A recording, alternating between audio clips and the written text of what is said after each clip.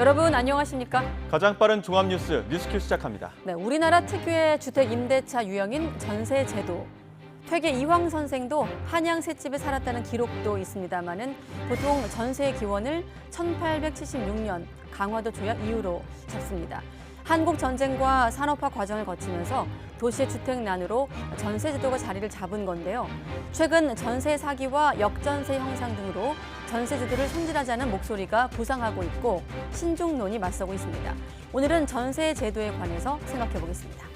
3차 발사를 하루 앞둔 누리호, 최종 점검을 끝낸 발사체가 조립동에서 발사대로 이동해 기립 작업까지 마무리됐습니다. 전남 고흥 나로우주센터 현장에서 YTN 취재진도 발사 준비 상황을 취재하고 있습니다. 잠시 뒤 연결하겠습니다. 네, 화요일 뉴스큐 용산 대통령실로 먼저 가보겠습니다. 윤석열 대통령이 무너진 국가 시스템을 정상화해야 한다고 강조했습니다. 이념에 매몰된 정책으로는 안 된다며 거듭해서 전 정부와 야당을 겨냥했습니다. 이와 함께 민주노총 집회를 불법 행태라고 강하게 비난하면서 엄정한 법 집행을 당부했습니다. 취재기자 연결합니다. 박소정 기자. 네, 용산 대통령실입니다. 네, 국무회의에서 나온 발언인데 민주노총 집회를 직접 언급했군요. 네, 그렇습니다. 윤 대통령은 지난주 1박 2일에 걸친 민주노총의 대규모 집회로 서울 도심의 교통이 마비됐다고 먼저 말을 꺼냈습니다. 국무회의의 모두 발언이었는데요. 그리고는 헌법에 집회 시위의 자유를 보장하고 있지만 타인의 자유와 기본권을 침해하거나 공공질서를 무너뜨리는 행위까지 보호한다는 의미는 아니라고 규정했습니다.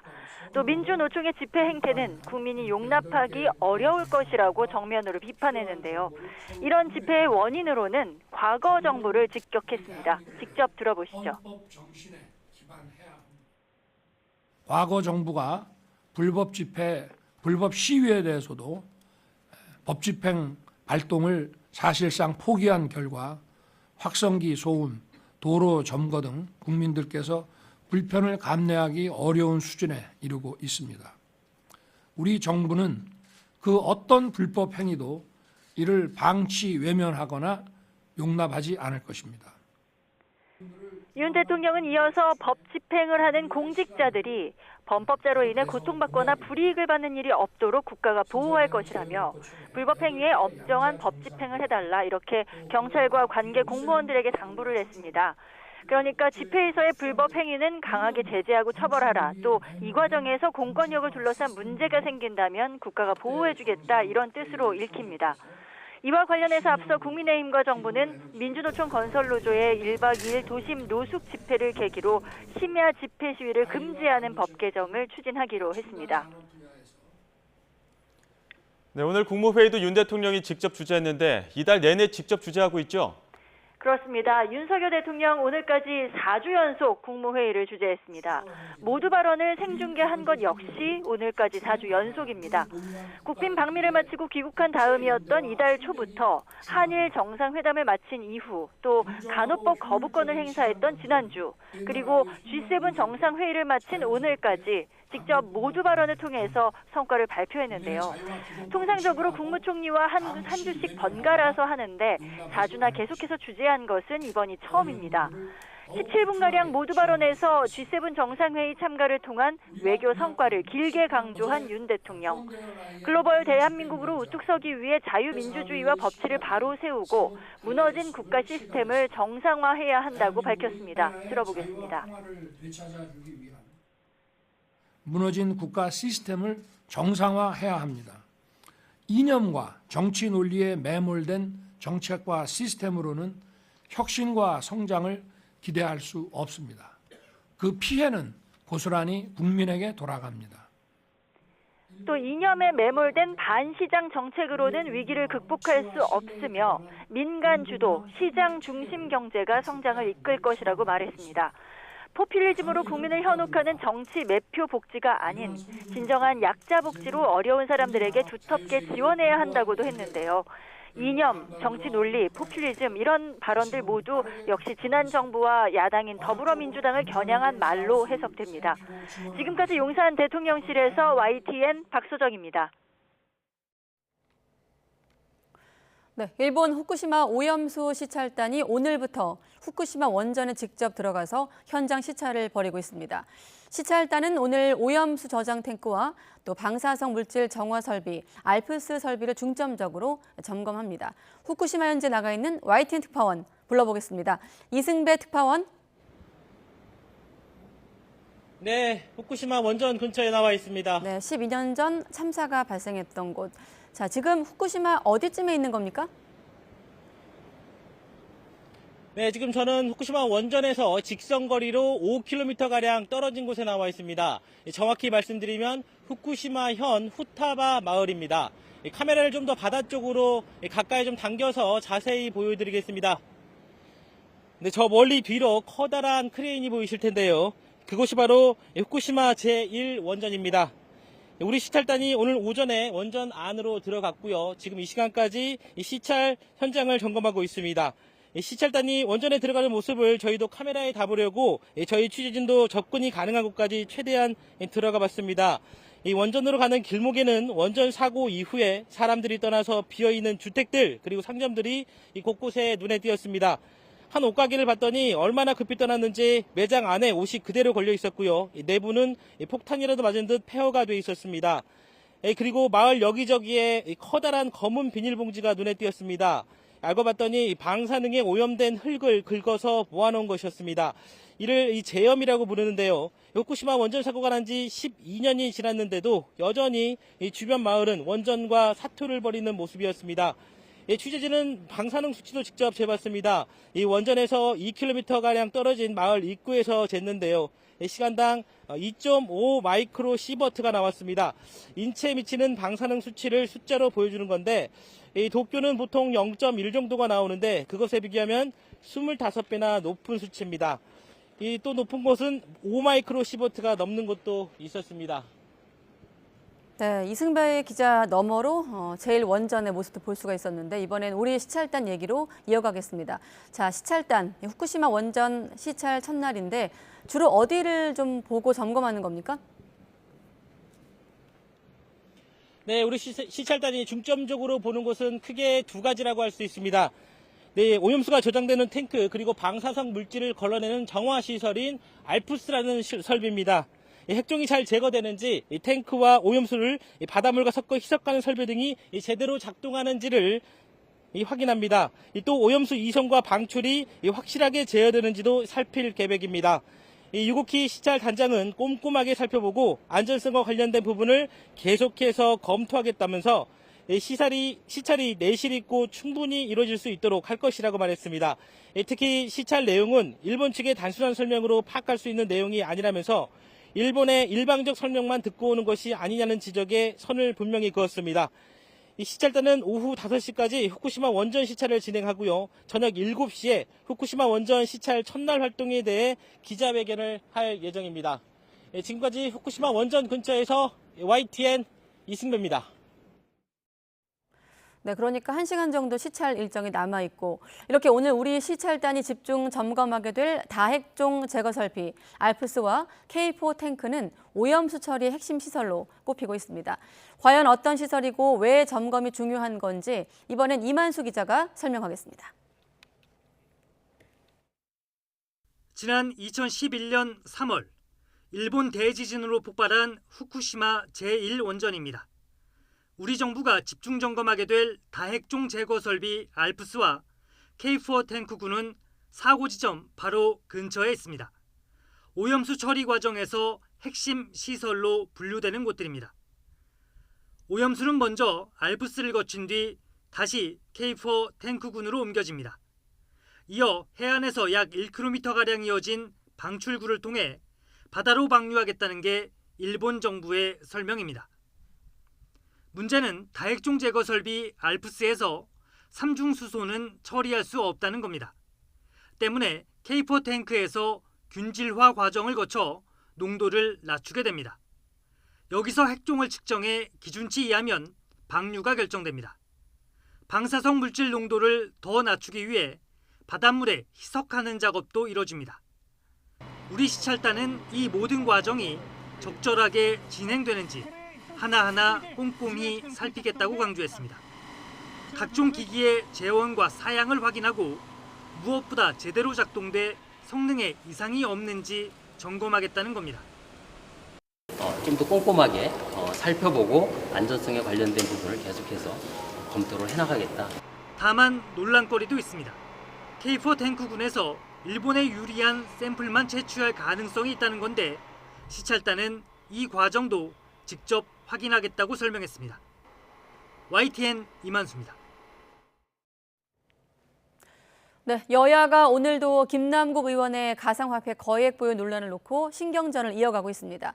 특히나 국민의힘은 자금 세탁 의혹까지 제기하며 공세 수위를 높였고 민주당은 무차별적인 의혹 제기에 선을 그으면서 거듭 쇄신을 약속하고 있습니다. 취재기자 연결하겠습니다. 박기환 기자. 네, 국회입니다. 네, 김남국 의원의 가상화폐 논란 관련해서 오늘 여야 분위기 알려주시죠. 네, 여야는 어제 공직자 재산 공개에 가상화폐를 추가하는 등 가상화폐 관련 입법에 손을 맞잡았습니다. 하지만 김남국 의원에 대한 논란 자체를 두고는 거친 신경전을 이어갔습니다. 먼저 국민의힘은 김 의원이 대선 직전 가상화폐로 자금을 세탁했을 가능성과 관련한 의혹을 거듭 제기했습니다.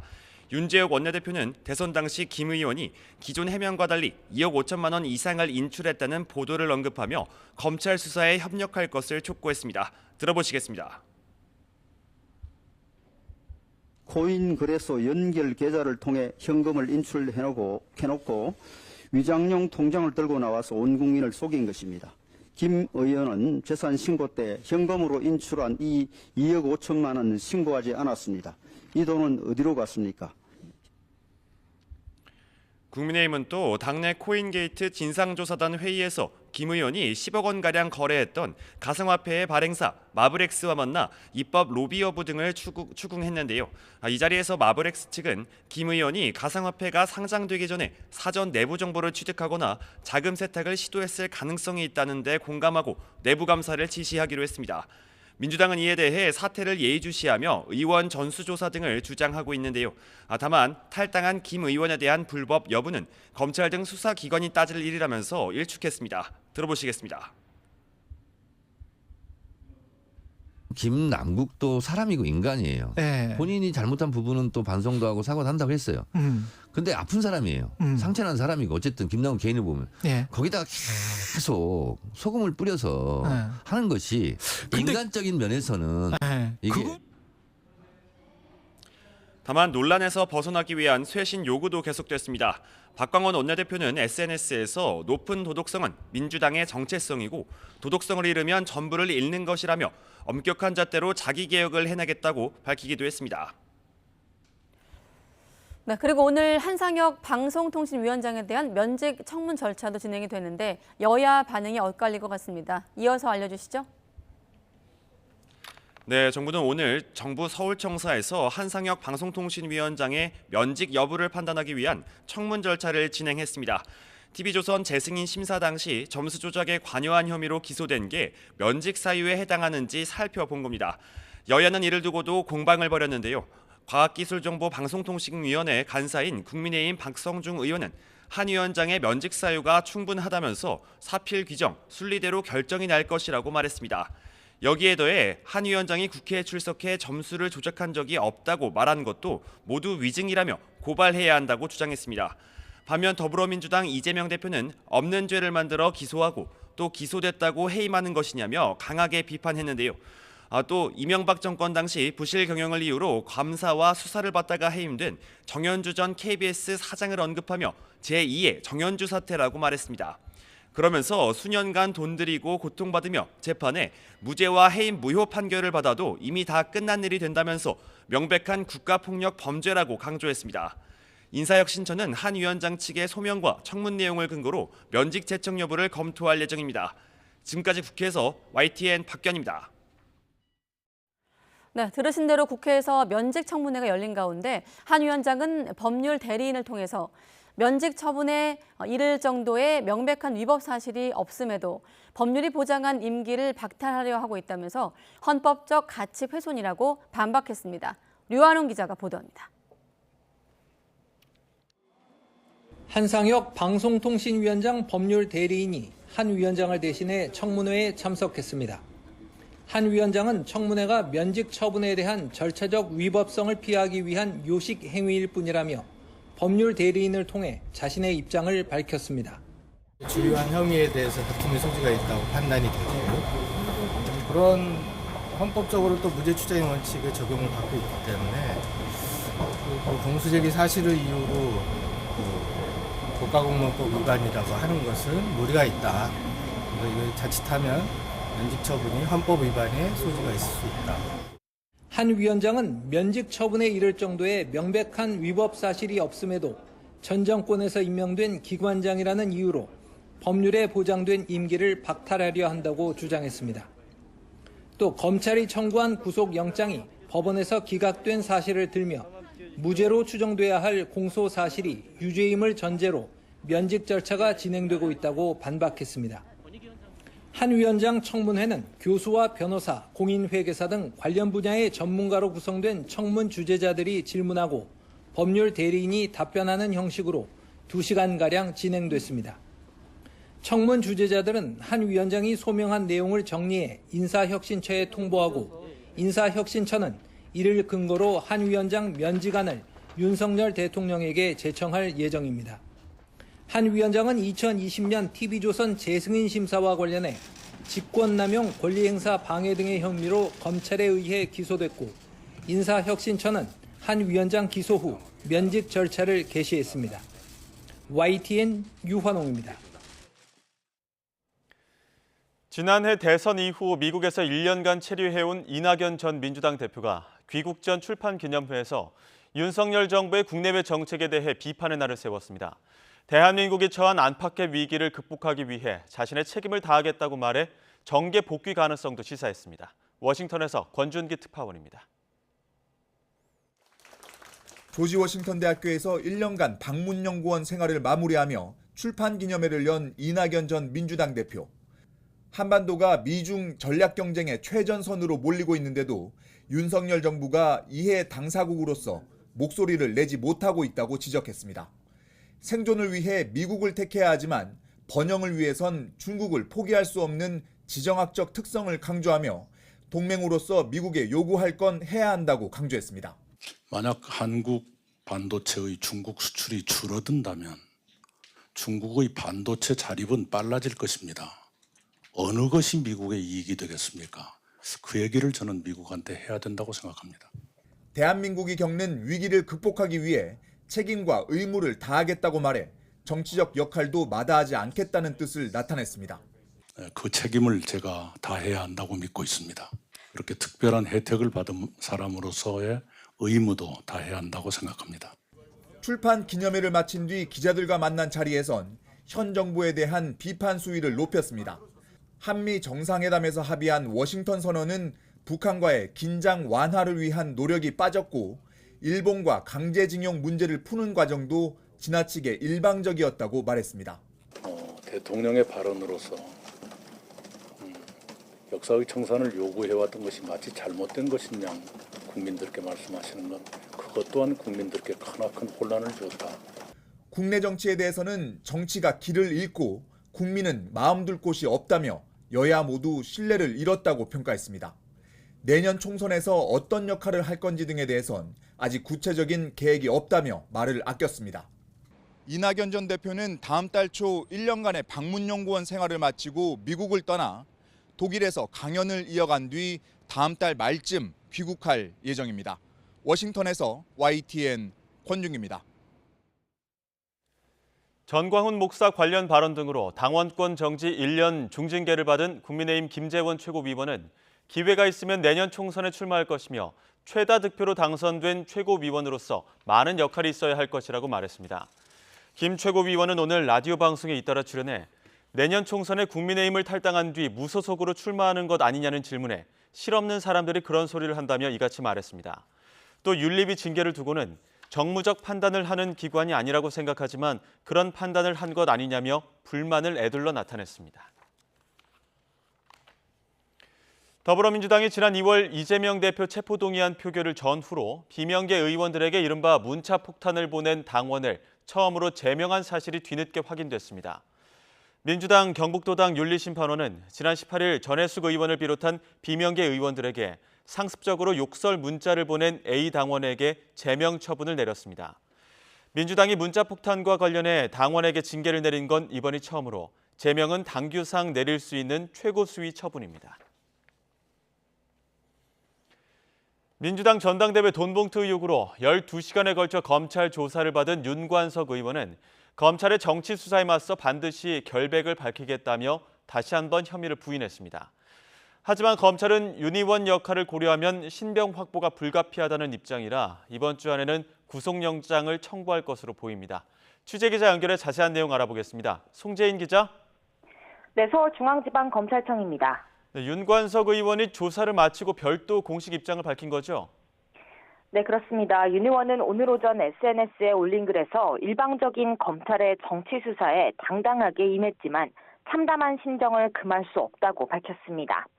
자신은 재작년 전당대회를 앞두고 현역 의원들에게 돈을 주라고 지시하거나 실제 전달한 적도 없다고 이미 여러 차례 말했지만 검찰은 맥락과 정황을 알 수 없는 출처불명의 편집된 녹음 파일에만 의존하면서 무리한 수사를 하고 있다고 반발했습니다.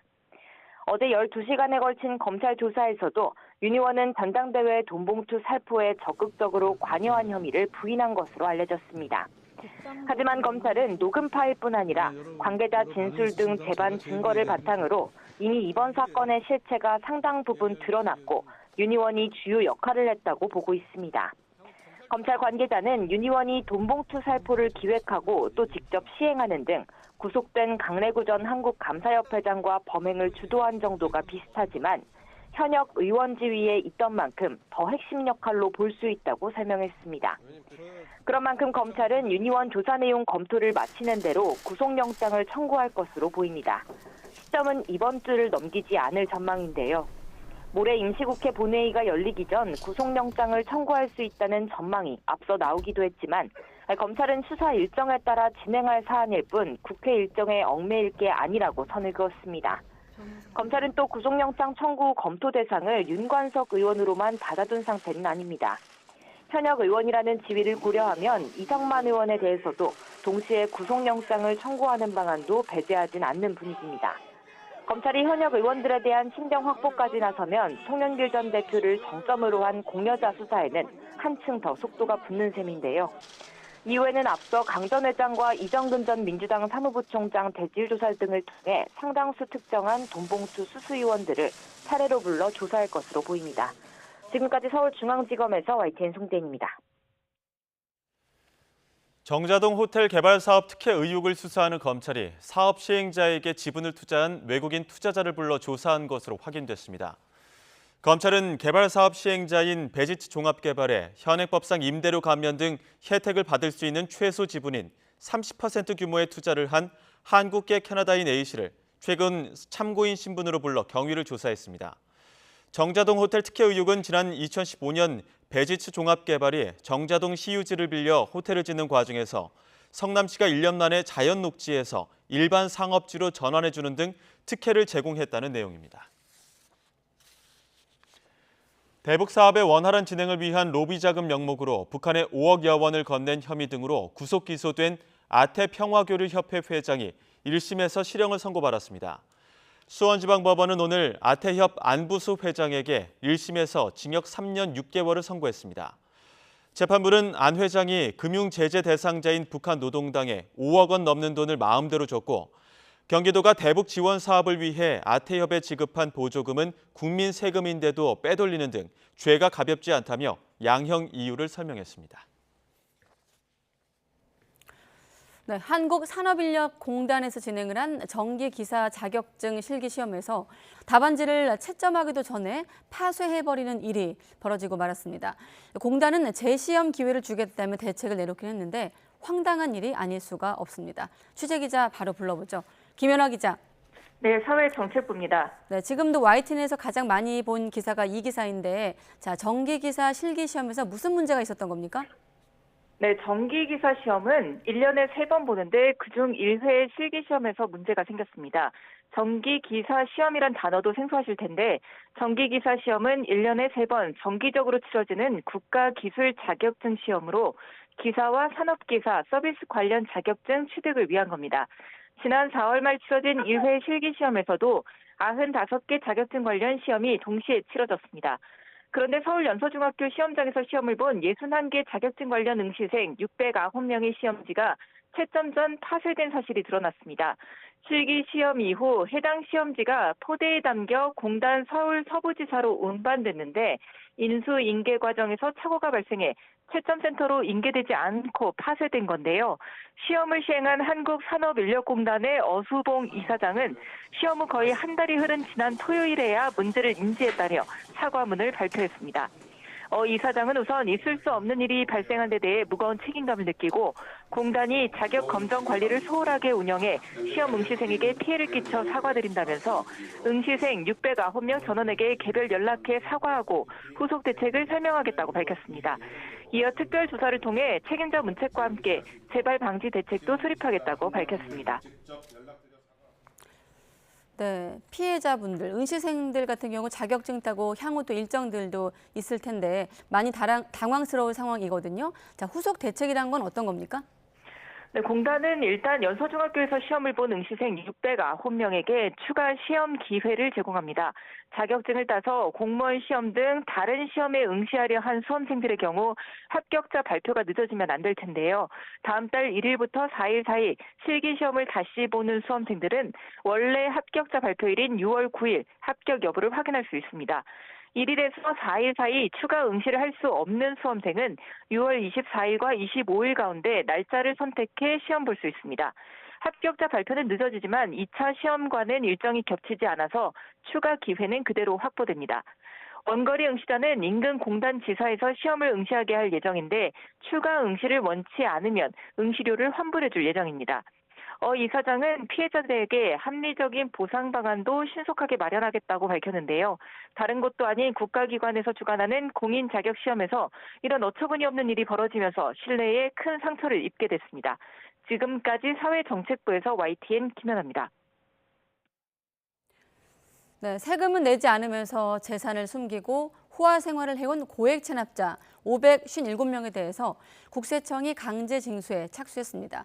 그런데 여기에는 로또 복권 1등 당첨자도 있고 또 지역주택조합 분양권 취득자도 포함되어 있습니다. 오인석 기자입니다. 안에 계신 거 확인하고 왔습니다. 문 안 여시면 경찰 입회 강제 개문하겠습니다. 수십억 원의 상속세와 양도세를 내지 않고 오피스텔에 숨어 지내던 체납자가 국세청 재산추적조사팀의 끈질긴 잠복과 탐문에 결국 덜미가 잡힙니다. 감춰둔 현금과 귀금속 1억 원이 징수됩니다. 호텔과 골프장을 운영하며 벌어들인 수익 금액을 누락하고 수십억 원의 법인세와 부가세를 탈세한 법인 대표도 강제 징수 명단에 올랐습니다. 실거주지를 수색하니 거실과 지하에 은닉한 수십 점의 고가 미술품과 현금 외화 등이 무더기로 쏟아져 나옵니다. 총 4억 원이 압류됐습니다. 법인 자금을 빼돌려 해외 명품 가방과 구두 등을 수집해온 무역업체 대표도 재산 추적 조사를 피하지 못했습니다. 에르메스와 샤넬 등 가방과 구두 지갑 등 수백 점과 귀금속, 외제 차량이 압류됐고 공매를 통해 5억 원이 징수됐습니다. 국세청은 이처럼 세금은 내지 않고 호화 생활을 해온 악의적 고액 체납자 557명에 대해 집중 추적에 들어갔습니다.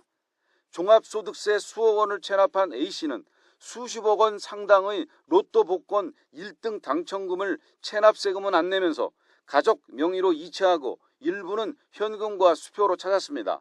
가족 계좌로 이체한 당첨금에 대해 취소 소송이 검토되고 있습니다. 또 세금은 안 내고 지역주택조합 분양권을 취득한 상습 체납자와 직접 압류가 제한되는 합의자 지분에 대해서도 지분 반환 청구권을 통한 압류와 소송이 제기됐습니다.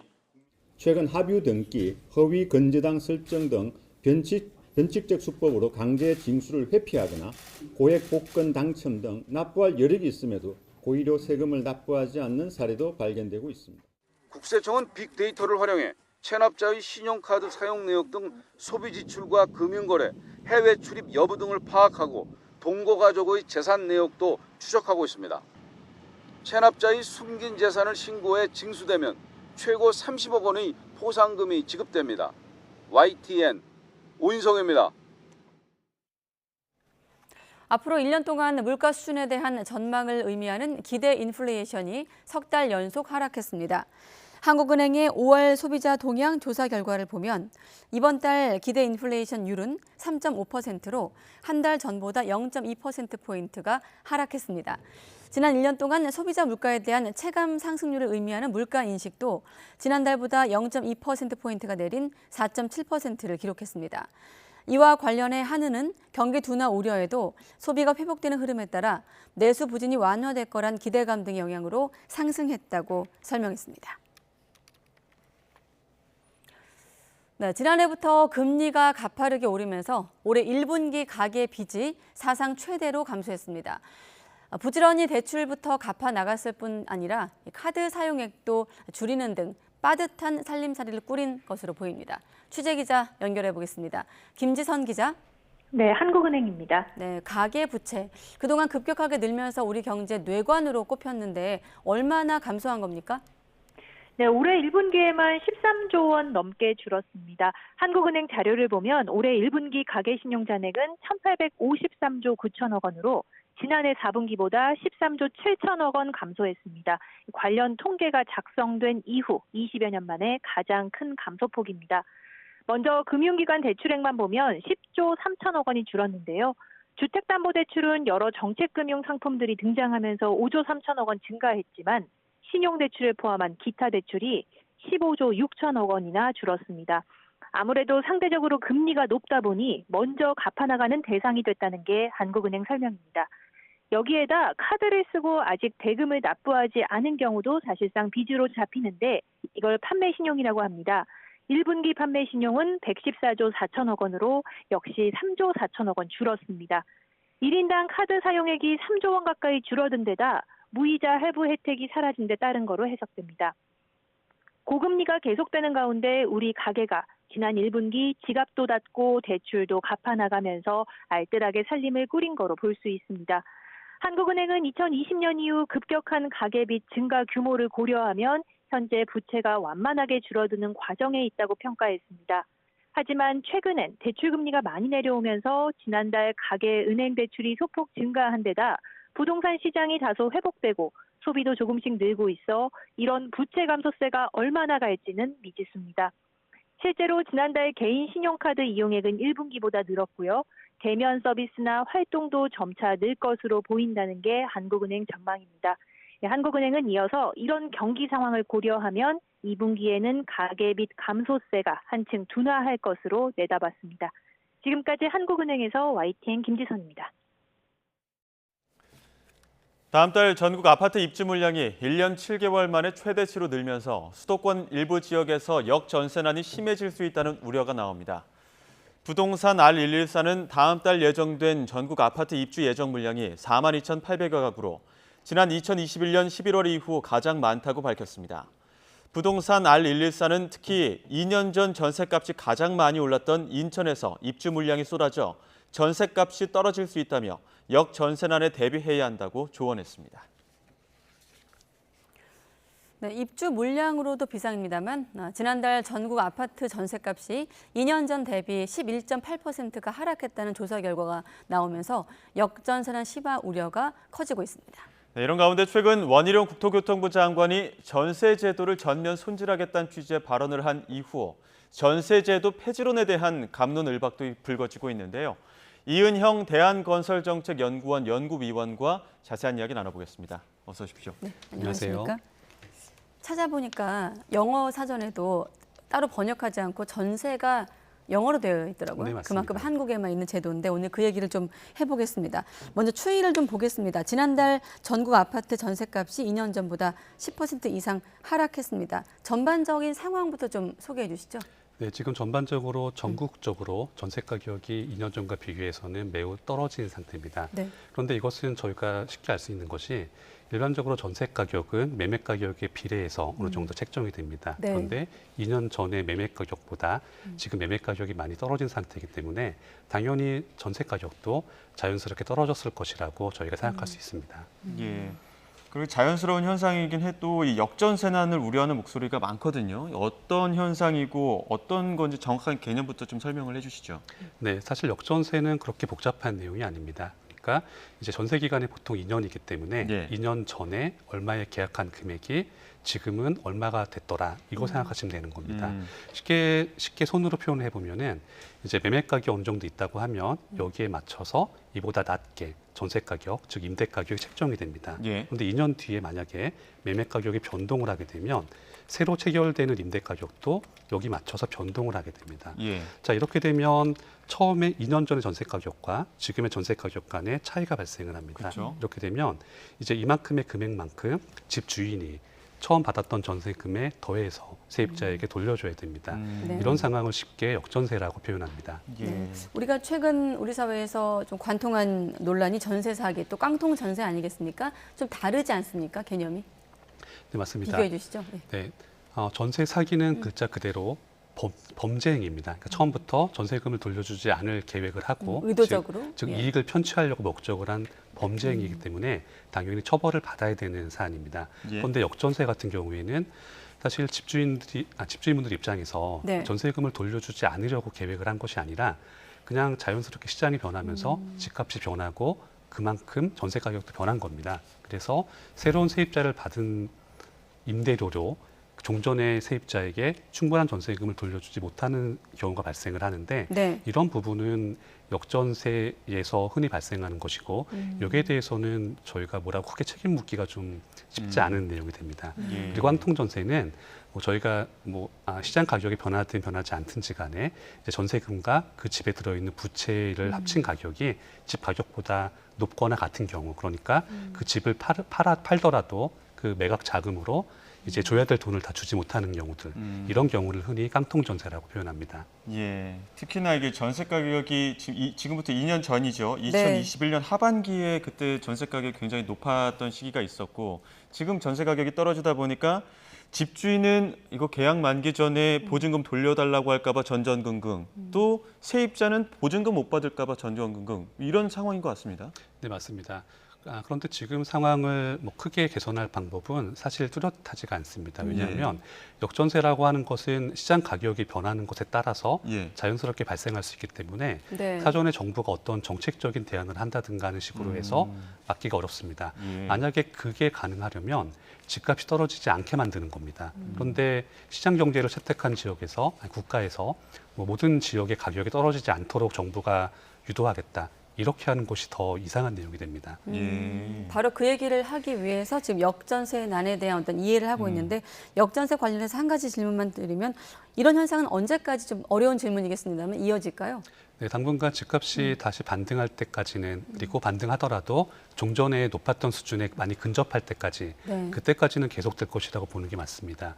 그래서 일각에서는 금년 하반기부터 역전세가 더 심화될 것이라고 얘기를 하시는데요. 네. 그것도 아주 자연스러운 내용입니다. 왜냐하면 올 하반기가 되면 딱 하반기를 기점으로 해서 2년 전에 체결된 전세 계약들이 만료가 되는 겁니다. 네. 그럼 당연히 2년 전 가을에 가격과 지금의 가격을 비교한다면 앞으로 신규로 체결되거나 이제 계약 만료되는 전세 가격들은 낮아질 수밖에 없죠. 이렇게 되면 그 집이 처음부터 새로운 세입자를 받는 집이 아니라고 하면, 기존 세입자가 있다고 하면 역전세는 자연스럽게 증가할 수밖에 없습니다. 게다가 입주 물량도 최다라고 아까 저희가 소개를 했고요. 네. 예.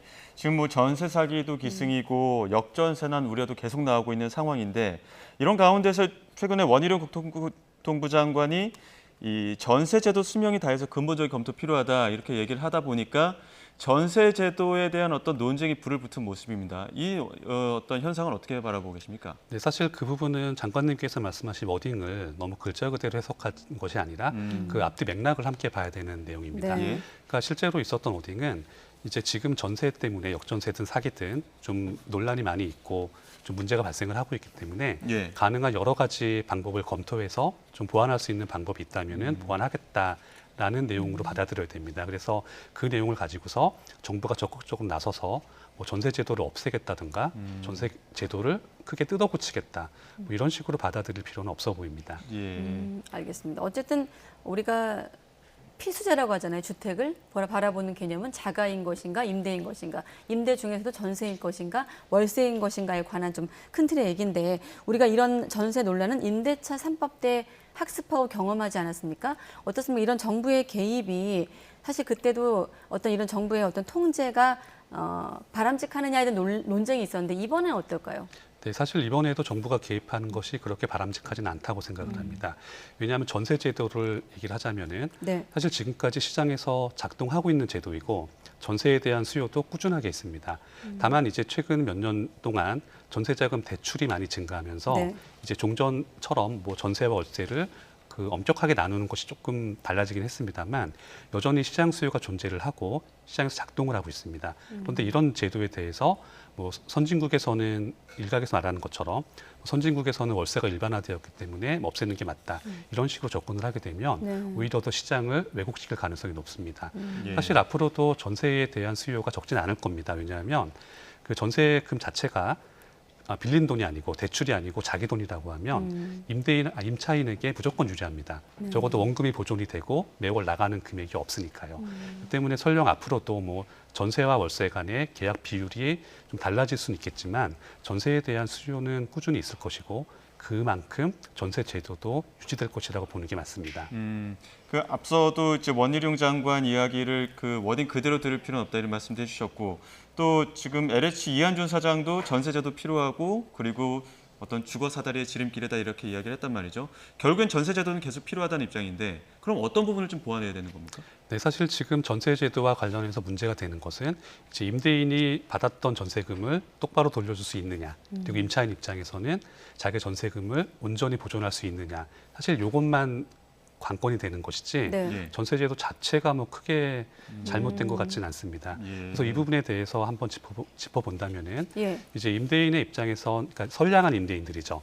그러니까 사기치려는 의도가 없으신 분들, 자 이런 분들 같은 경우에는 돌려줄 마음은 있지만 지금 상황이 조금 안 좋으신 겁니다. 그래서 모든 임대인 분들에게 해당되지는 않겠지만 적어도 조금만 더 대출이 가능하다면 전세금을 반환하는 용도의 대출이 가능하다면 네. 돌려줄 수 있는 분들에게는 대출 규제를 조금 완화해서 적용하는 것이 하나의 방법이 될 수 있습니다. 네, 아까 전에 선진국의 월세 제도와 좀 단순 비교하는 것은 무리라고 말씀하셨는데, 자 우리나라에서만 존재하는 독특한 제도다. 그러면 어떤 구조적인 이유도 있을 것 같아요. 어떤 특성 때문인가요? 네, 사실 전세라고 하는 것은 목돈이 왔다 갔다 하는 겁니다. 그러니까 집주인, 즉 임대인 입장에서 금융기관을 통해서 목돈을 쉽게 융통할 수 있다면 굳이 그렇게 도입될 필요가 없는 제도였습니다. 네. 하지만 저희가 수십 년 전을 되짚어 보면 한국이 지금처럼 금융 시스템이 좋은 상황은 아니었습니다. 그렇기 때문에 그때부터 자생적으로 전세 제도가 활성화되어 있고, 특히 70년대 경제 성장이 크게 이루어지면서 이제 주택 수요나 주택을 매입하기 위한 대출 수요 이런 것들이 많이 높아지는 상황에서 금융 시스템이 받쳐주지 못하는 결과가 합쳐졌기 때문에 그때 활성화된 전세 제도가 지금까지 이어지는 것으로 볼 수 있습니다. 예. 만약에 정부 개입을 통해서 전세 제도를 어느 정도 손을 보게 된다면, 그래서 이 전세 제도가 어느 정도 줄어들고 나서 만약에 이런 현상들이 반복이 되면 월세가 오르는 건 아니냐 이런 우려들도 나오는데 여기에 대해서는 어떻게 생각하십니까? 충분히 가능한 얘기입니다. 그런데 저희가 고민해야 되는 것은 월세가 오르는 것 자체보다 그럼 이제 월세만 존재하는 세상에서는 사람들의 주거 분담이 얼마나 될 거냐 이런 게 더 먼저 중요한 내용이 됩니다. 지금도 서울을 기준으로 얘기를 한다면은 이제 원룸 월세가 수십만 원인 곳이 많습니다. 근데 만약에 가족 단위가 거주할 수 있는 좀 더 큰 크기의 주택이라고 한다면 이걸 월세로 환산했을 때 얼마를 내야 되느냐 이런 내용이 가장 중요하게 됩니다. 만약에 사람들의 월 소득 중에서 상당 부분을 주거 비용으로 지출을 해야 된다면 서민일수록 주거비에 대한 부담은 더 커질 수밖에 없습니다. 네, 만약에 전세를 없앤다는 어떤 전제로 한번 가상을 해본다면 결국 대안은 세 가지거든요. 다 내 집을 갖거나 아니면 공공임대주택 형식이거나 아니면 월세인데 우리나라 구조상 그래도 가깝다면 어떤 게 대안이 될 수 있을까요?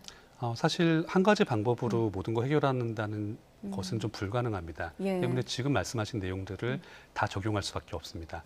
어떤 부분, 그러니까 누군가는 공공임대를 원하겠지만 네. 공공이 모든 수요를 충족할 수 있다는 가능성은 좀 낮습니다. 때문에 그게 안 되시는 분들은 월세를 선택할 수밖에 없는 상황이 될 것이고 그렇게 되면 결국 그 말씀하신 방법들이 네. 모두 시장에 존재할 수밖에 없습니다.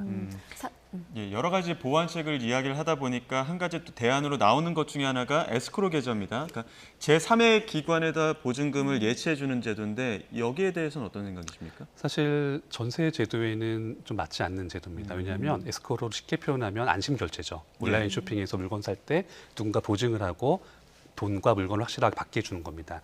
자, 이런 부분들은 계약이 성사되면 마무리가 되는 것이기 때문에 부동산의 매매 계약에서는 가능합니다. 네. 하지만 전세 계약은 최소 2년이라는 시간이 같이 있기 때문에 예. 임대인의 입장에서는 전세금을 2년 동안 묶어놔야 된다면 원래 전세라는 것이 전세금을 그냥 목돈을 받아서 사실상의 무이자 대출로서 예. 2년 동안 운용하는 것이 장점이었는데 예. 그대로 묶어야 된다면 의미가 없습니다. 네. 그리고 임차인의 입장에서는 기존에 존재하고 있는 전세금 보증 제도가 있기 때문에 그걸 이용하게 되면은 굳이 전세금을 날리거나 이럴 위험도 사실 없게 됩니다. 그러니까 에스크로우 제도가 굳이 임대인과 임차인 양쪽에게 그렇게 큰 베네핏을 줄 것으로는 확신하기 쉽지 않습니다. 예. 네, 아까 위원님 표현 중에 자생적이라는 표현이 좀 눈에 들어왔거든요. 자생적. 이 전세 제도가 사실 한국 전쟁 이후 또 산업화 거치면서 그렇게 자리 잡은 측면이 있는데 어떻습니까? 아무튼 지금 전세 사기 등으로 일단 전세에 대한 개념 정리가 한번 필요한 시점이긴 한데 그 기점이 된 건 맞는 것 같은데 주거 안정을 돕고 더 이상의 좀 피해를 막기 위해서 제도적인 좀 보완책이 필요하다면 어떤 고민을 좀 하십니까? 네, 사실 그 전세 사기 같은 범죄에 한정한다면은 네. 이걸 사전에 미리 완벽하게 막는 방법은 없습니다. 현실적으로. 그러니까, 옛말에도 뭐 열 쪽이 뭐 한 명의 도둑을 잡지 못한다 뭐 이런 것이 있지 않습니까? 그 때문에 현재로서 시도할 수 있는 가장 현실적인 방법은 이미 작년부터 정부가 발표해온 전세 사기 방지 대책이 있습니다. 안심 전세 앱이나 기타 관련 정보들을 투명하게 공개하겠다는 것들이 있습니다. 일단 이 내용들을 시행을 하고 시행 과정에서 추가로 지적되는 문제들을 보완해가는 것이 현재로서는 최선의 방안이라고 할 수 있습니다. 네, 집이 있는 사람과 집 살 능력이 부족한 사람 간의 좀 이익이 마저 떨어져서 나온 게 전세 제도인데 앞으로 좀 이은영 위원님 포함해서 전문가 의견을 좀 들어가는 과정이 좀 필요할 것 같습니다. 네, 이은영 연구위원과 함께했습니다. 고맙습니다. 감사합니다.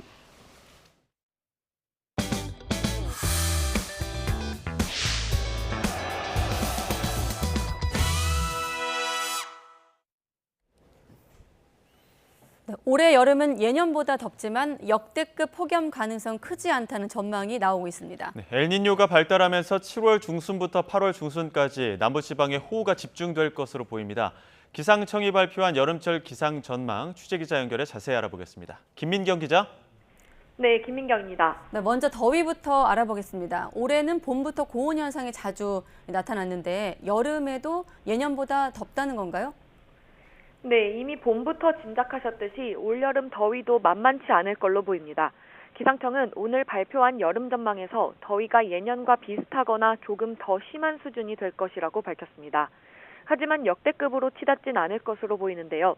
보통 무더위 강도는 최고 기온이 33도를 웃도는 폭염일수와 최저 기온이 25도를 웃도는 열대야일수를 보면 알 수 있는데요. 역대 가장 더웠던 해는 2018년과 1994년으로 각각 폭염일수와 열대야일수가 35일을 웃돌며 역대 1위를 기록하고 있습니다. 기상청은 올해 여름 더위가 이 정도 수준까지는 아니라고 밝혔습니다. 다만 예년 여름의 평균 폭염일수가 10.7일인데 이보다는 많을 것으로 전망했습니다. 네, 여름철에는 집중호우도 잦아지는데 전망은 어떻습니까? 네, 먼저 올여름 집중호우에 유의해야 할 시기는 7월과 8월 사이가 될 걸로 보입니다. 기상청은 올해처럼 엘니뇨가 발달하는 해에 주로 7월 중순에서 8월 중순 사이 남부지방을 중심으로 많은 비가 집중되는 경향을 보였다고 밝혔습니다.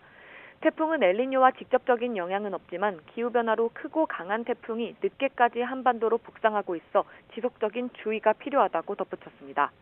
기상청은 엘니뇨가 점차 발달하는 상황에서 올여름 남부와 제주도에 호우가 자주 내릴 것으로 보이는 만큼 침수와 산사태 등 여름철 호우 대비에 만전을 기해달라고 당부했습니다. 지금까지 YTN 김민경입니다.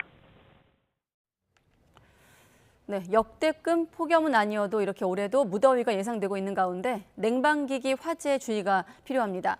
소방청은 지난해까지 최근 5년 동안 에어컨 화재가 1,200여 건 발생했고 11명이 숨지고 75명이 다쳤다고 밝혔습니다. 에어컨 화재의 원인으로는 전기적인 요인이 78%로 가장 많았습니다. 소방청은 에어컨 전원선으로 단일 전선을 사용하고 실외기 주위 가연물에도 주의해야 한다고 당부했습니다. 상습 마약 투약 혐의를 받는 배우 유아인 씨 구속 여부가 이르면 내일 결정됩니다. 법원은 내일 오전 11시 유아인 씨에 대한 구속 전 피의자 신문을 진행할 예정입니다. 유아인 씨는 프로포폴과 대마, 코카인, 케타민, 졸피뎀 등 5종류의 마약류를 상습 투약한 혐의를 받습니다. 앞서 경찰은 유아인 씨가 증거인멸을 시도하고 공범을 해외로 도피시키려다 실패한 정황이 있다며 구속영장을 신청했습니다. 국방부가 마약범죄 근절을 위해서 입영 신체 검사에 마약류 검사를 추가하는 방안을 추진하기로 했습니다. 현재는 입영 검사 때 마약류 복용 경험이 있다고 진술하거나 군의관이 필요하다고 인정할 때 관련 검사를 진행하는데 이를 신체 검사 대상자 모두로 확대하는 겁니다. 또 복무장병은 전역 전까지 한 차례 이상 건강검진을 받아야 하는데 소변 검사 항목에 마약류 검사를 추가하는 방안을 검토할 계획입니다. 최근 경찰관들의 성비위 문제가 잇따라 발생하자 경찰청이 특별 경보를 발령했습니다. 경찰청 감찰 담당관실은 어제 경찰 내부망에 제2호 특별 경보를 발령한다고 공지했습니다. 최근 경기 남부경찰청 소속 경장이 소개팅 애플리케이션으로 만난 여성들을 불법 촬영한 혐의로 검찰에 송치되고 서울경찰청 소속 순경은 미성년자 의제 강간 혐의로 구속되는 등 경찰관 성비위 문제가 잇따라 발생했습니다. 네, 경기도에 있는 초등학교 교사가 수업 시간에 학생들에게 문제를 풀라고 하고 본인은 골프채를 휘두르며 스윙 연습을 했다는 제보가 들어왔습니다. 학부모들은 어린이들이 사실상 방치된 거 아니냐며 분노하는데 교사는 연습의 중요성을 가르치는 차원이었다는 해명을 내놨습니다. 황보혜경 기자가 보도합니다. 초등학교 수업 시간, 칠판 앞에 선 교사가 시선을 아래에 둔 채 한데 모은 두 손을 휘두릅니다. 손에 들려있던 건 다름 아닌 골프채. 경기 시흥시에 있는 초등학교 6학년 담임 50대 A 교사가 교실에서 골프 스윙 연습을 하는 모습입니다. 골프와 관련해서 따로 가르치는 것도 아닌데 담임 교사는 인조잔디 매트와 골프백, 플라스틱 공도 교실에 가져다 두었습니다. 새학기 초부터 교사가 모둠 활동이나 문제풀이를 시킨 뒤 종종 골프 연습을 했다는 게 학생들의 증언입니다. 골프채가 칠판이나 사물함에 부딪히는 소리에 깜짝 놀란 적도 있었다며 혹시라도 골프채에 맞을까 봐 불안한 마음도 들었다고 호소합니다. 소리가 나면 너무 깜짝 놀래고 좀 무섭고 그러니까 휙휙 소리가 날 때 그때 좀 무서워요. 맞을 수도 있을 것 같고. 수업 시간에 벌어진 일을 뒤늦게 전해들은 학부모들은 분통을 터뜨립니다. 1-2개월 전에 아이가 그냥 지나가는 말로 엄마 담임선생님이 교실에서 골프를 치셔. 그래서 전 대수롭지 않게 생각했어요. 아, 설마. 영상을 보고 너무 놀랬고 그동안 아이들이 방치된 거잖아요.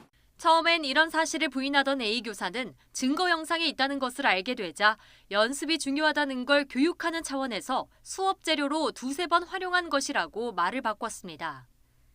학교 측도 A 교사는 참교사로 골프 스윙 역시 교육 목적이었다고 두둔했습니다. 경기도교육청은 A 교사에 대해 감사에 착수한 뒤 징계 여부를 논의하기로 했습니다. YTN 황보혜경입니다. 네, 최근 LG 디스플레이 소속 A 팀장이 숨진 채 발견된 것과 관련해 LG 디스플레이가 새벽 3시 출입 기록이 확인됐다고 밝혔습니다. 앞서 직장인 익명 앱인 블라인드에는 해당 팀장이 결혼 기념일에 새벽 3시까지 야근한 뒤 극단적인 선택을 했다는 주장이 제기됐습니다. 정호영 LG 디스플레이 사장은 오늘 임직원에게 이메일을 보내 사회 이사진 주도로 독립적인 대책위원회를 구성할 수 있도록 요청하겠다면서 책임져야 할 문제가 있다면 회피하지 않겠다고 밝혔습니다. 지난해 고용시장에서 정규직과 비정규직 근로자 간 격차가 커지고 저임금 근로자 비중이 늘어나는 것으로 나타났습니다. 고용노동부 근로실태조사 결과를 보면 지난해 6월 기준 정규직 근로자의 시간당 임금 총액은 24,409원으로 전년보다 15% 오른 데 비해 비정규직은 17,233원으로 11.3% 상승에 그쳤습니다. 임금 수준이 중위임금 근로자의 3분의 2 미만인 저임금 근로자 비중은 16.9%로 전년보다 1.3% 늘었습니다.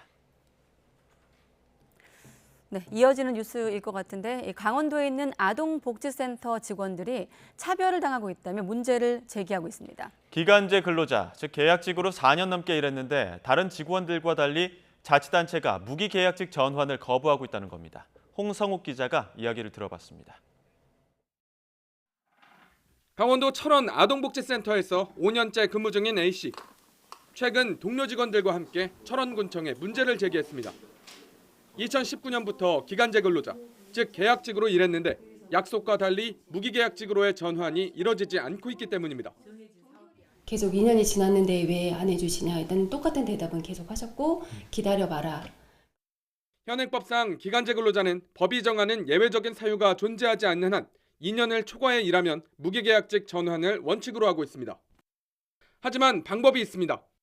1년 또는 그보다 짧은 기간으로 매년 새롭게 계약을 체결하면 무기계약직 전환 의무는 사라집니다. 철원군은 해당 직원들과 매년 새로운 계약을 체결했습니다. 계약이 연장되는 것을 피하려고 매년 새로운 공개 채용 공고까지 냈습니다. 문제를 제기한 직원들은 불안합니다.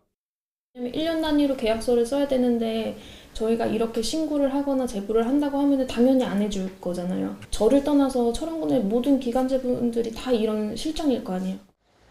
철원군은 앞서 지난 2018년 기간제 근로자를 상대로 한 대규모 무기계약직 전환이 있었다며 정해진 예산에서 해당 직군을 더는 늘릴 수 없다고 밝혔습니다. 무엇보다 무기계약직 전환 약속 자체가 없었다며 사업 계획서에 명시한 내용은 말 그대로 계획에 불과하다고 설명했습니다. 고용승계에서 기간제로 전환하겠다 이런 거고 여기서 앞서도 말했듯 장점과 단점을 이렇게 파악한 거지 이게 해주겠다라는 건 아니거든요. 하겠다는 뜻도 아니고 나름 분석을 한 거죠 저희가. A씨와 동료들은 앞서 무기계약직으로 전환된 직원과 같은 일을 하지만 수당과 상여금을 적게 지급받고 연차 휴가도 제대로 부여받지 못했다고 밝혔습니다. 고민 끝에 A씨와 동료들이 강원도 노동위원회에 문제를 제기하자 철원군은 변호사를 통해 대응하고 있는 상황. 직원들은 계약 만료를 앞둔 불안함 속에서 다시 하루하루를 버티고 있습니다. 종사자들 처우가 이런데 저희도 더 마음 놓고 아이들 복지할 수 있게끔 해줘야 되는데 너무 아쉽습니다. YTN 홍석입니다.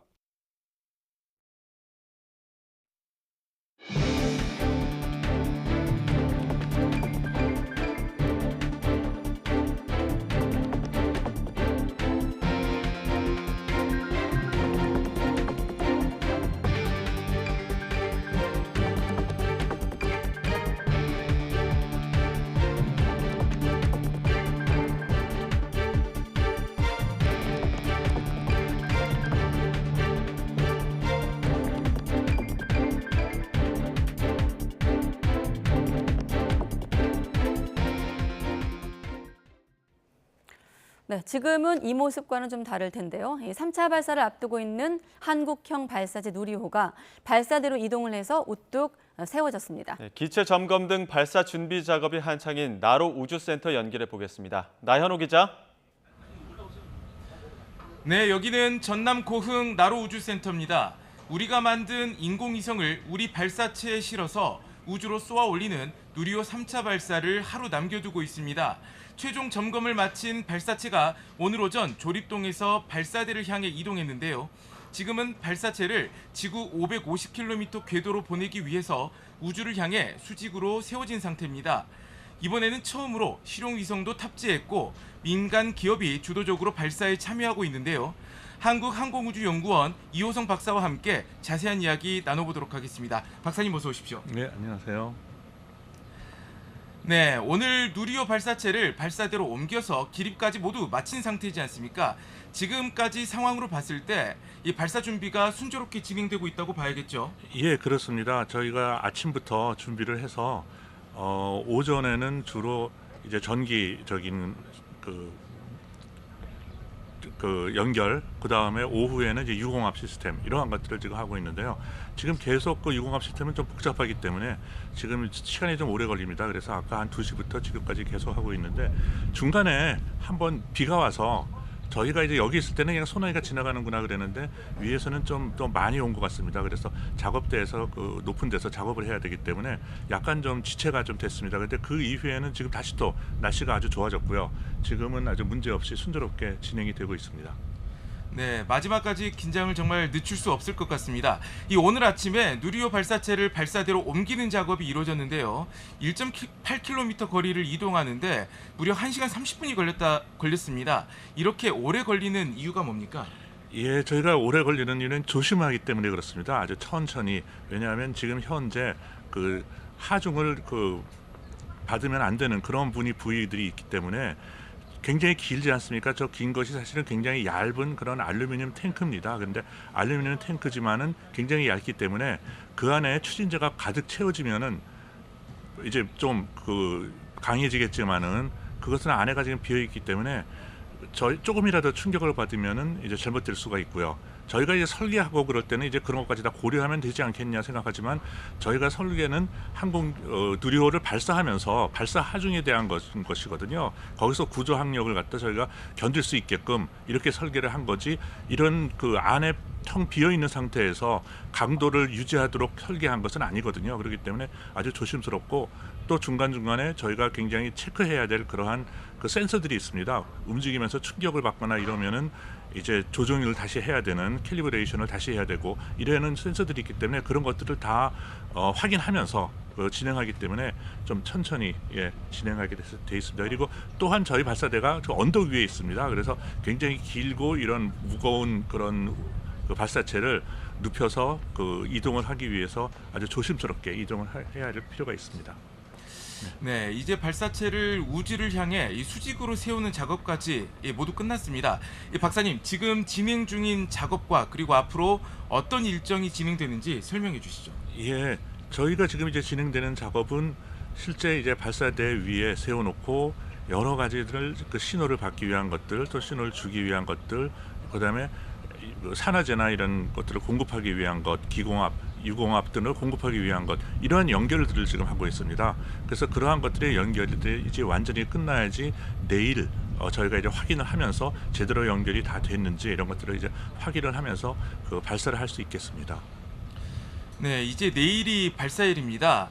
마지막 변수는 아무래도 날씨 아니겠습니까? 아까 말씀하신 것처럼 조금 전에 이곳에 비바람이 몰아치기도 했었는데요. 이 누리호 성공 발사를 위한 날씨 그리고 우주 환경 조건은 어떻게 됩니까?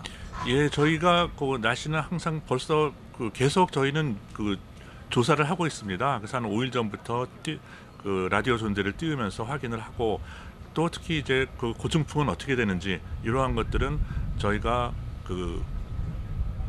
윈드, 라이다 이런 것들을 갖다 사용을 해서 확인을 하고 있습니다. 그래서 실제적으로 지금 봐서는 저희가 생각하기에는 이제 큰 문제는 날씨에 대한 문제는 이제 큰 것은 없는 그러한 다고 생각을 하고 있고요.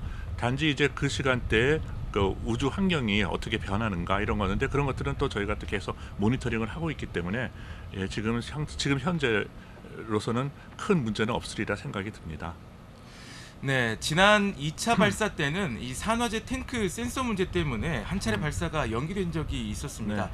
이번에도 혹시 그러한 문제가 생길 가능성은 없는 건가요? 사실 그런 문제 생길 가능성은 언제나 있습니다. 그렇게 말씀드리면 조금 이제 섭섭해하실지도 모르겠는데 왜냐하면 저희가 그런 예상치 못한 그런 문제들은 언제든지 발생할 수 있는 거고 예를 들어 보면은 어떤 때는 외국의 발사체 같은 경우에는 이제 단지 그 전까지는 잘 작동했지만 그런 아주 사소한 필터가 나가서 공급 교환을 막아버려 가지고 압력이 높아져서 이렇게 발사를 할 때 실패한 그런 경우도 있었거든요. 그래서 그러한 것들은 저희는 이제 저희는 할 만큼 하도록 노력을 했지만은 또 모르는 부분 또 이런 부분이 언제든지 생길 수 있기 때문에 항상 주시하고 있습니다. 네, 알겠습니다. 지난 1, 2차 발사가 시험 발사 성격이 강했다면 이번 발사야말로 실전이라고 하지 않습니까? 실용 위성을 처음 쏘아보기 때문이라고 하죠. 예, 그래서 지난번에는 저희가 검증 위성이라고 해서 실제 우리가 그 700km라는 그 고도에 갖다 놓을 수 있는지, 위성을 갖다 놓을 수 있는지 이제 확인하기 위한 그러한 것이었고요. 이번에는 실제로 우리가 활용하기 위한 그러한 그 위성을 그래서 저희가 이제 실용 위성입니다. 그래서 실제적으로 활용하는 위성을 탑재를 했기 때문에 지난번과는 좀 큰 차이가 있다고 생각이 듭니다. 네, 이번 누리호 3차 발사가 우리나라 발사체로 우리나라 위성을 쏜다는데 의미가 있다고 하지 않습니까? 이 누리호 1등석 승객, 그러니까 주 탑재 위성이 차세대 소형 위성 2호인데요. 좀 소개 좀 해주시죠. 예, 차세대 소형 위성 2호는 저희가 원래는 그 카이스트의 그 인공위성 연구소에서 개발을 한 그러한 그 위성체입니다. 그래서 한 180kg 그 정도에 되어 있고, 또 중요한 것은 이제 영상 레이더를 넣어서 실제적으로 우리 광학이 아니고 사진을 찍는 것이 아니고 영상 레이더로 데이터를 얻는 것입니다. 그리고 레조루션도 한 5m 정도 해서 한 번에 한 40km 정도를 갖다 이제 찍을 수 있는 그러한 것이기 때문에 상당히 중요하고, 이런 것들이 다 저희 국내 기술로 다 개발이 된 겁니다. 그리고 특히 우주 방사선에서 어떻게 우리나라에서 개발한 그 부품들을 영향이 미치는지 이러한 것들이 다 시험을 하게 되겠습니다. 네, 차세대 소형 위성뿐만 아니라 이번 발사체에는 이 작게는 4kg에서 그리고 많게는 10kg까지 하는 큐브 위성도 함께 탑재되는데요. 각각 어떤 역할을 하는 위성들이죠? 예, 그것은 저희가 제일 먼저 천문연구소에서 개발한 도요셋이 있습니다. 그래서 도요셋은 원래는 우리 러시아에서 발사를 할 예정이었는데, 그쪽에 이제 사정이 안 좋아서 발사를 못했지만은 저희 나로에서 이제 발사를 할 수 있겠다 해가지고는 이제 들어왔습니다. 그래서 저희가 이제 그것을 발사를 하게 됐고요. 그 다음에는 거기에 이제 우리나라 국내 업체에서 하고 있는 루미르나 아니면 카이로스페이스, 저스텍 이런 데서 이제 조그만 그런 큐브 위성인데 각자 다 국내에서 개발한 것입니다. 그렇기 때문에 거기에 이제 광학 시스템 이런 것들도 테스트를 해야 되고, 특히 카이로스페이스 같은 경우에는 단지 우리가 사진만 찍고 지형만 관찰하는 것이 아니고 실제적으로 우주의 그런 쓰레기를 갖다 어떻게 처리하는지 이런 것들에 대한 연구를 많이 해서, 실제 만약 위성이 소명을 배터리가 다 떨어지고 수명을 다하게 되면은 대개 그냥 내버려 두면은 거의 한 80년 가까이도 궤도를 돌고 있습니다. 그래서 다시 떨어지기 전까지. 그렇지만 이제 그 경우에는 만약에 안 되면은 다시 그 안에서 어떤 그런 반응을 일으키면서 부피를 좀 크게 하고 그래서 이제 자연스럽게 천천히 이 지구 궤도로 떨어져서 타가 없어서 지금 한 15년 이내로 그냥 없어지게끔 이렇게 만드는 그러한 기술을 해서 저는 이제 그것도 굉장히 큰 의미가 있다고 생각을 합니다. 네, 이번 발사가 누리호 3차 발사인데 또 1, 2차 발사 때와는 달라진 것 중에 하나가 바로 발사 시각입니다. 지금까지는 오후 4시에 발사했는데 이번에는 이 초저녁 시간대에 발사가 되거든요. 왜 그러는 겁니까?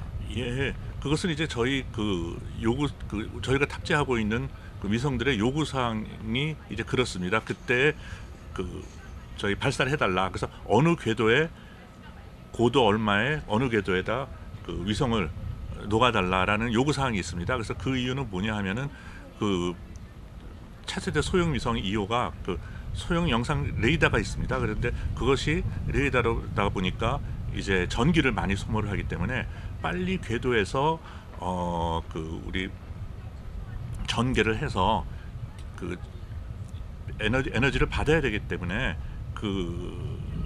태양 동기 궤도에 계속 있게 하기 위해서는 그 시간대가 제일 좋다 해가지고 이제 결정이 됐습니다. 그래서 저희는 그 윈도우를 지키기 위해서 그 시간대에 위성을 궤도에다 놓기 위해서 시간이 그렇게 정해진 것입니다. 네, 알겠습니다. 이번 발사에는 이 민간 기업들도 참여했는데요. 이 박사님, 이번에 이 발사를 두고 이 한국판 스페이스 X로 가는 길목이라는 표현을 많이 씁니다.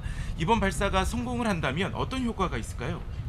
저희가 그동안은 저희 연구소 주로 연구소에서 주도해서 설계해서 이제 발사 운영도 하고 발사를 하고 했지만은 지금은 이제 이번에는 민간에 참여를 시켜서 조금씩 민간한테 저희의 기술을 이제 이전하려고 하는 것입니다. 그래서 독자적으로 민간이 그 발사체 시장에서 독자적인으로 살아남을 수 있을 만큼 그만한 그 기술을 전수해주기 위한 거죠. 그래서 저희가 지금 이제 3호하고 그다음에 이제 4호, 5호, 6호 앞으로 계속 지원해서 나중에 그 6호에서는 저희 우리 발사 통제만 제외하고는 뭐 거의 모든 것을 다 산업체에서 알아서 하게끔 이렇게 저희가 지원할 예정입니다.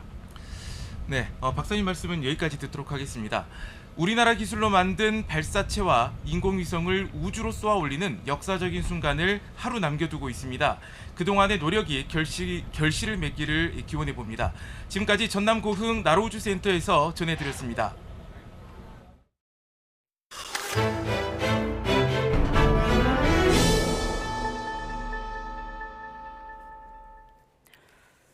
고 노무현 전 대통령 추도식이 경남 김해 봉화마을에서 열렸습니다. 14주기 추도식의 주제는 역사는 더디다. 그러나 진보한다입니다. 노 전 대통령이 퇴임 뒤 집필한 책 진보의 미래에 나온 문구에서 따왔습니다. 박종혁 기자가 보도합니다.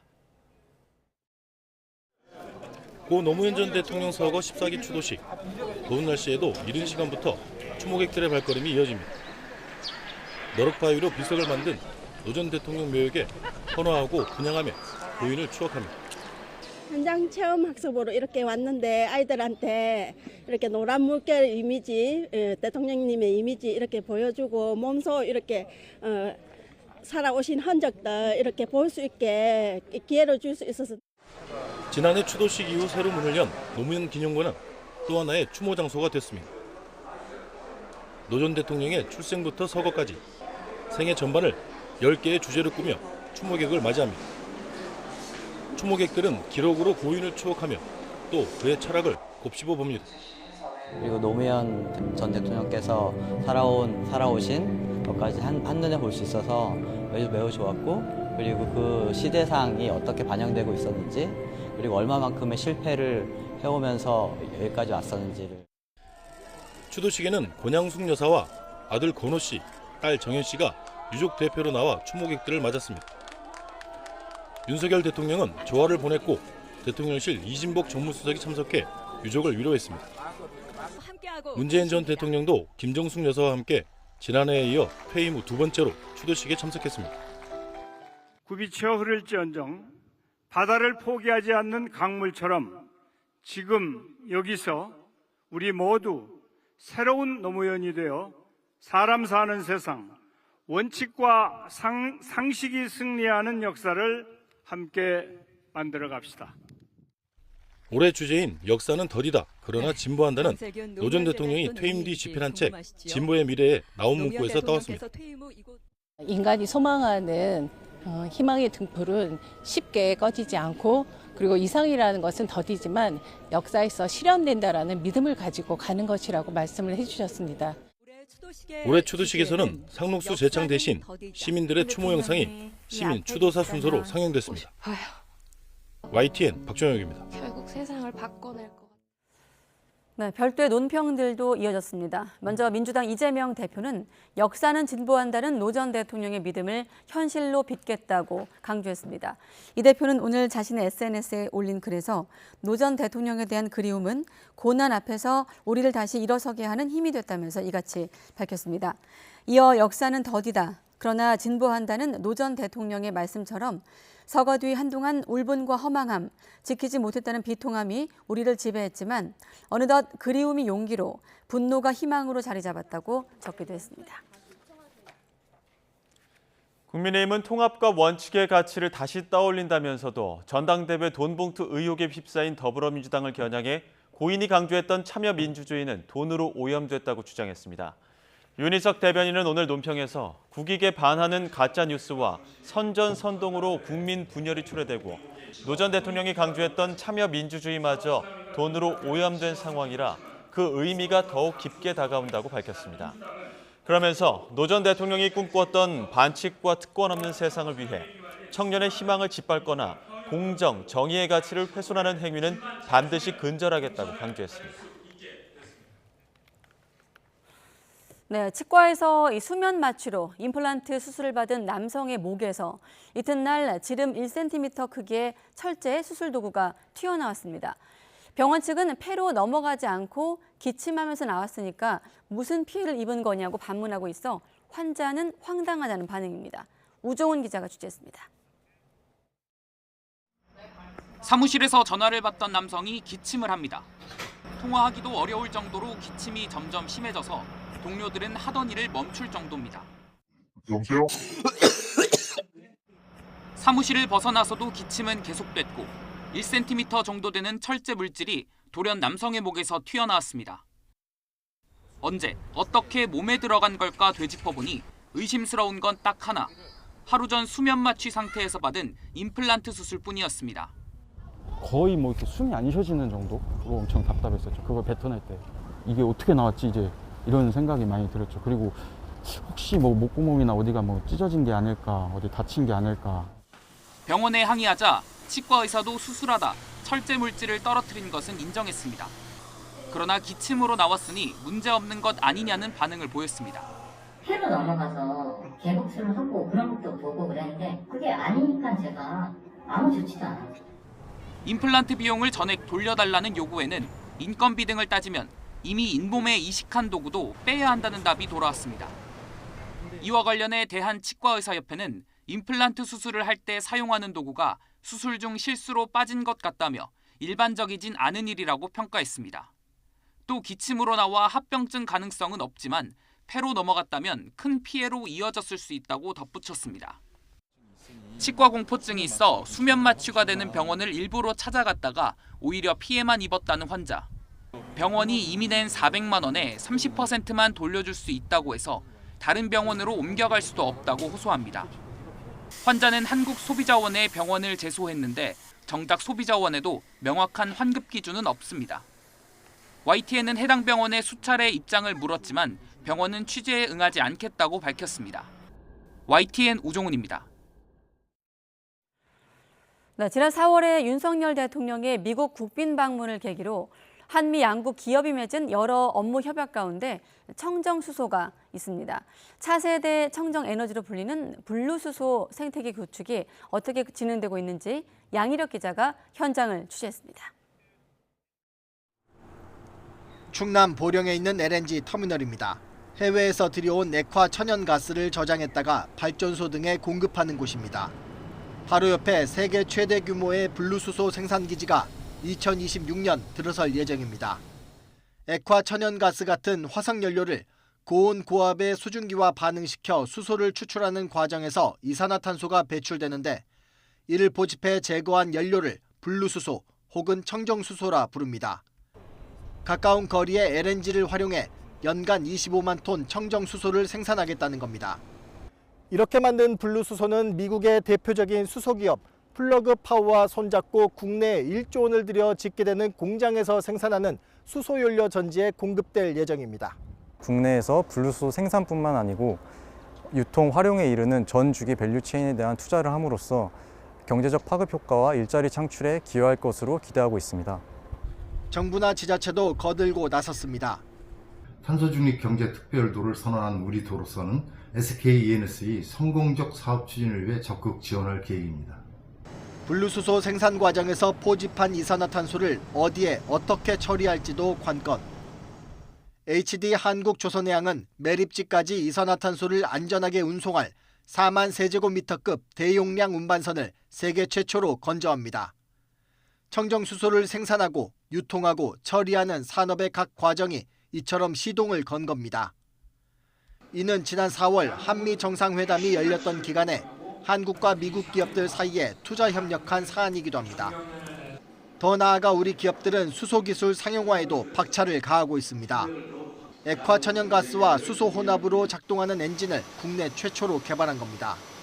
세계 흐름에 발맞춰 2030년까지 탄소 배출량을 2018년 대비 40% 줄이는 게 정부 목표. 한미 양국 기업의 업무 협약을 계기로 청정수소 개발 속도가 한층 빨라지고 있습니다. YTN 양일혁입니다. 법무부가 어제 수원고등검찰청 소속 정모검사에게 정직 1개월 징계 처분을 내렸습니다. 정 검사는 지난 2020년 3월부터 지난해 1월까지 반복적으로 무단 지각을 하고 하급자에게 자신의 공무원증을 대신해서 태그하도록 한 것으로 나타났습니다. 검사 징계법은 직무상 의무를 위반하거나 게을리했을 때 징계할 수 있도록 규정하고 있습니다. 지방공무원 임용을 위한 필기시험 도중에 응시자들의 화장실 사용을 제한한 것은 인권 침해라는 국가인권위원회 판단이 나왔습니다. 인권위는 A지역 교육감에게 임용시험 도중에 화장실 이용 제한으로 응시자의 인권이 침해되지 않도록 현행 시험 방식을 개선할 것을 권고했습니다. 앞서 A교육청이 주관하는 지방공무원 임용 필기시험에 응시한 진정인은 응시자의 화장실 이용이 금지돼 있고 불가피하게 화장실을 이용할 경우 재입실이 불가능하다면서 인권위에 진정을 제기했습니다. 교도소 안에서 극단적인 선택을 시도했던 희대의 탈옥수 신창원이 의식을 회복했습니다. 대전 교도소는 이틀 전 감방에서 쓰러진 상태로 발견돼 병원으로 옮겨진 신창원이 의식을 되찾았다고 밝혔습니다. 신창원은 현재 침대에 손발이 묶인 상태로 교도관들이 침대 옆과 입원실 출입구를 지키고 있는 것으로 전해지고 있습니다. 신창원은 지난 2011년에도 경북 북부교도소에서 극단적 선택을 시도해 병원으로 옮겨진 바 있습니다. 오늘 낮 12시 10분쯤 경기 화성시 향남읍에 있는 2층짜리 가전제품 보관 창고에서 불이 났습니다. 이 불로 다친 사람은 없었지만 2층짜리 공장 한 동이 모두 불에 탔습니다. 화성시는 불이 완전히 꺼질 때까지 인근 주민들에게 불이 난 지역을 우회해달라는 안전 문자를 발송하기도 했습니다. 도축장으로 향하던 돼지가 도로에 떨어져 달아나다가 소방에 다시 붙잡혔습니다. 오늘 아침 7시 40분쯤 대구 매천동 도로를 달리던 가축 운송 차량에서 돼지 한 마리가 떨어졌습니다. 이 사고로 출근길 주변 도로가 40분 정도 정체를 빚었고 돼지는 소방에 포획돼 다시 운송차로 옮겨졌습니다. 오늘 오후 1시 40분쯤 경북 칠곡군 동명면 동명동호 나들목 주변 도로에서 대형 화물차와 버스 등 차 7대가 잇따라 충돌했습니다. 이 사고로 버스기사 1명이 크게 다쳤고 승객 등 10명이 다쳐 병원으로 옮겨졌습니다. 경찰은 대구에서 칠곡 방향으로 가던 덤프트럭이 역주행하면서 사고가 시작됐다는 운전자 진술을 토대로 정확한 사고 원인을 조사하고 있습니다. 오늘 새벽 5시 10분쯤 서울 가산동 서부간선도로 성산 방향을 달리던 SUV가 중앙선을 넘어 마주오던 차량 2대를 잇따라 들이받았습니다. 이 사고로 SUV 운전자 50대 남성 A씨 등 3명이 다쳐 병원으로 옮겨졌습니다. 방첩당국이 북한과 연계된 지하조직 활동 혐의로 전국교직원 노동조합 전교조 강원도 지부 사무실 등을 압수수색하고 있습니다. 국가정보원은 경찰청 국가수사본부와 합동으로 국가보안법 위반 혐의로 전교조 강원지부 소속 사무실과 신체, 차량 등 8건에 대한 압수수색을 진행 중이라고 밝혔습니다. 국정원은 최근 경남의 지하조직 자통민주전이 수사 과정에서 포착된 별도의 지하조직 이사회 관련 피의자 2명의 국가보안법 혐의를 추가 발견해 지난 1일 서울중앙지방법원으로부터 압수수색 영장을 발부받았다고 설명했습니다. 북한의 해킹 공격과 관련된 국가정보원 등의 보안 점검을 거부해왔던 중앙선거관리위원회가 국정원과 한국인터넷진흥원 등의 합동 점검을 받기로 했습니다. 국민의힘 이만희 의원은 오늘 중앙선관위에서 박찬진 사무총장 등과 면담한 뒤 기자들을 만나 북한의 고도화된 사이버 공격에 대한 대응력을 높이기 위해 선관위가 이렇게 결정했다고 밝혔습니다. 이어 함께 선관위를 방문한 여당 소속 행안위원들은 최대한 빨리 점검을 받으라고 촉구했고 선관위에선 여야가 추천한 전문가를 점검에 포함할지를 논의하고 있다고 전했습니다. 북한 동창리 서해 위성 발사장에서 군사 정찰 위성 발사를 위한 시설 공사가 급진전되고 있는 것으로 나타났습니다. 조만간 1호기 발사가 이루어질 수 있다는 관측이 나오고 있는 가운데 열병식 준비 동향도 속속 포착되고 있습니다. 조수영 기자입니다. 어제 북한 동창리 서해 위성 발사장을 촬영한 위성 사진입니다. 자유아시아 방송 RFA는 가로 140m, 세로 40m 길이의 부지에서 발사대로 추정되는 새로운 시설이 건설되고 있다고 분석했습니다. 앞서 지난 16일 공사장 콘크리트 타설이 완료되는 등 시설 공사가 빠르게 진행되는 모습입니다. 모두 군사정찰위성 1호기를 쏘아 올리기 위한 준비 작업일 가능성이 큰데 최적화된 환경만 확보되면 언제든 발사가 가능할 것으로 보입니다. 두 가지 변수를 북한이 고민하고 있다고 생각하는데 기술적인 완성도가 됐는지 반드시 성공해야 되기 때문에 기술적 완성도가 매우 중요하고 발사에 필요한 기후, 날씨도 매우 중요하다고 생각을 합니다. 오는 7월 정전 70주년을 맞아 북한이 열병식을 준비하는 동향도 추가로 포착됐습니다. 열병식 훈련장인 평양 미림비행장 길목에서 총 4개의 병력 대열이 이동 중인 것으로 나타났습니다. VOA는 200명에서 최대 1200명으로 보인다고 분석했지만 열병식이 가까워질수록 동원 병력은 크게 늘 것으로 보입니다. 한미 정보당국은 긴밀한 공조하에 관련 지역에 대해 면밀히 주시하고 있고 이런 가운데 북한은 한미 연합훈련을 북침 준비라고 비난하며 물리적 충돌이 발생할 수 있다고 위협하는 등 긴장 수위를 다시 끌어올리고 있습니다. YTN 조수연입니다. 북한이 동해 공해상에서 정상 항로로 운항하던 우리나라 화물선을 향해서 경고통신을 한 사실이 뒤늦게 알려지고 있습니다. 정부 소식통 등에 따르면 북한은 이달 중순 동해 동북방 해상에서 남쪽으로 운항하던 한국 국적 대형 화물선을 향해 국제상선 공통방 등으로 외해로 나가라는 내용의 경고통신을 여러 번 실시했습니다. 우리 군은 해당 화물선이 북방 한계선 이남 수역으로 들어올 때까지 북한군의 동향을 감시하며 비상전력의 출동 대기 태세를 유지했던 것으로 알려졌습니다.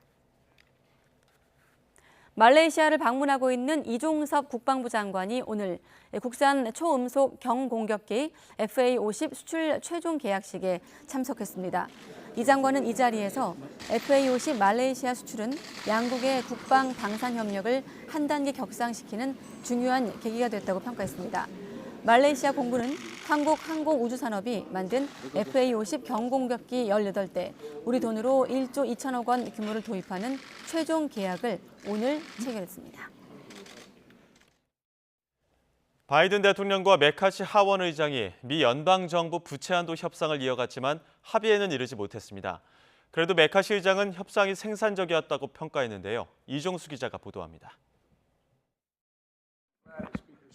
바이든 대통령과 공화당 소속 케빈 메카시 하원 의장이 연방정부 부채 한도 상향 문제 논의를 위해 백악관에서 세 번째로 만났습니다. 바이든 대통령은 모두 발언에서 메카시 의장과의 협상에서 진전을 낙관했습니다. We're optimistic we may be able to make some progress because we both agreed default's not really on the table. We got to get something done here. 하지만 1시간가량 진행된 협상에서 합의에 이르지 못했습니다. 공화당의 예산 지출 삭감 요구에 백악관은 과하다는 입장을 보였고 바이든 대통령이 부유층 대상 신규 세금을 밀어붙이자 공화당이 거부했다고 로이터 통신은 보도했습니다. 메카시 하원 의장은 협상 후 취재진에게 바이든 대통령과의 협상이 생산적 논의였다고 말했습니다. I felt we had a productive discussion. We don't have an agreement yet, but I did feel the discussion was productive in areas that we have differences of opinion. 미 정부가 추산하는 채무 불이행 디포트 날짜인 6월 1일을 열흘 남겨놓고 향후 합의 가능성을 열어둔 셈입니다. 공화당은 저소득층 지원을 위한 일부 프로그램 삭감과 내년 정부 지출 규모를 지난해 수준으로 삭감해야 한다는 입장을 고수하고 있습니다. 바이든 대통령은 협상에 유연하다면서도 현재 공화당 협상안은 수용 못한다는 입장입니다. 양측이 합의에 도달하더라도 공화당 극우 성향 의원들은 공화당 부채 한도 법안을 그대로 상원서 처리할 것을, 민주당 극단적 진보 진영은 지출 삭감에 반대하며 바이든 대통령이 자체적으로 부채 한도를 올려야 한다고 목소리를 높이고 있어 내부 단속도 만만치 않은 상황입니다. YTN 이종수입니다. 미국의 6월 기준금리를 둘러싸고 연방준비제도 내부에서 의견차가 불거지고 있는 가운데 연내 2차례 추가 인상이 필요하다는 견해가 나왔습니다. 제임스 블러드 세인트루이스 연방준비은행 총재는 미국 가스협회 포럼에 참석해 올해 2번의 추가 조치를 생각하고 있다며 차라리 일찍 하는 게 낫다고 말했다고 블룸버그 통신이 전했습니다. 연준 내 대표적인 매파 인사로 분류되는 블러드 총재는 인플레이션에 충분한 하방 압력을 가하고 물가 상승률을 목표치인 2%로 되돌리기 위해 정책 금리를 천천히 높여야 한다고 생각한다고 강조했습니다. 네, 미국인 5명 가운데 1명만 나라가 올바른 방향으로 가고 있다고 생각하는 것으로 집계됐습니다. 현지 시각으로 22일 AP통신과 시카고대 여론연구센터가 닷새간 미국의 성인 1,608명을 대상으로 조사한 결과 응답자 21%만이 나라가 올바른 방향으로 나아가고 있다고 답했습니다. 지난달 조사 당시 25%보다 감소한 수치입니다. 경제 상황에 대해서 긍정평가한 응답도 전체 24%에 불과해 지난달 30%보다 하락했습니다. 일본 정부가 3년 동안 집중적으로 추진하는 저출산 대책인 가속화 계획에 연간 3조 엔, 우리 돈으로 약 30조 원을 투입한다고 마이니치 신문이 보도했습니다. 일본의 가속화 계획은 일본 정부가 지난 3월에 발표한 강력한 저출산 대책을 말합니다. 마이니치 신문은 가속화 계획에 30조 원을 투입하는 방안이 다음 달에 마련되는 경제재정 운영 지침에 담길 예정이라고 밝혔습니다. 일본 정부의 저출산 가속화 계획은 현재 중학생까지인 아동수당 지급 대상을 18세까지로 늘리고 부모의 소득 제한도 철폐하는 내용을 담고 있습니다.